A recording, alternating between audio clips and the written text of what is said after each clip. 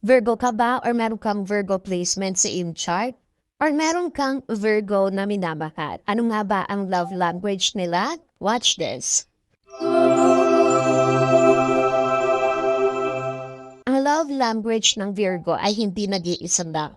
Pero may common patterns na kung paano sila magmahal. Practical kasi sila at detailed-oriented. Kaya iba yung style nila, hindi katulad doon sa mga showing signs. Ang pinaka-dominant na love language ng Virgo ay act of service. Ito ang pinaka-strong sa Virgo. Mas pinapakita nila ang love sa paggawa ng mga bagay para sa iyo. Para silang knight in shining armor. Inaayos nila ang problema mo, tinutulungan ka sa mga tasks mo, inaalagaan ka kapag may sakit ka. Para sa mga Virgo, ang I love you ay equivalent sa aalagaan kita ayon sa kailangan mo.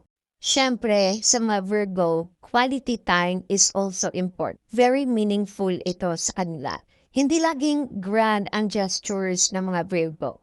Minsan gusto nila na tahimik lang basta kasama ka. Deep conversations, presence na walang drama. Mas gusto nila yung kasama kita at comfortable tayo. At syempre, isa sa mga love language ng Virgo ay words of affirmation.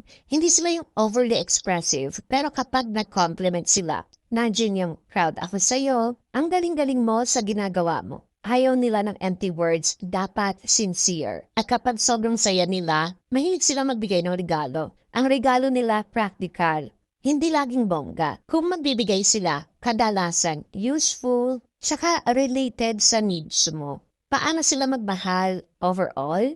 Loyal pero medyo guarded sa simula. Maalaga pero minsan critical at perfectionist. Gusto nila ng stability at consistency. Kaya kapag Virgo ang partner mo, mapapansin mong hindi lang ito puro salita. Actions talaga ang basehan ng love nila. Virgo, totoo ba ito? Na-observe mo rin ba ito sa mga Virgo mong kaibigan or minamahal? Comment below.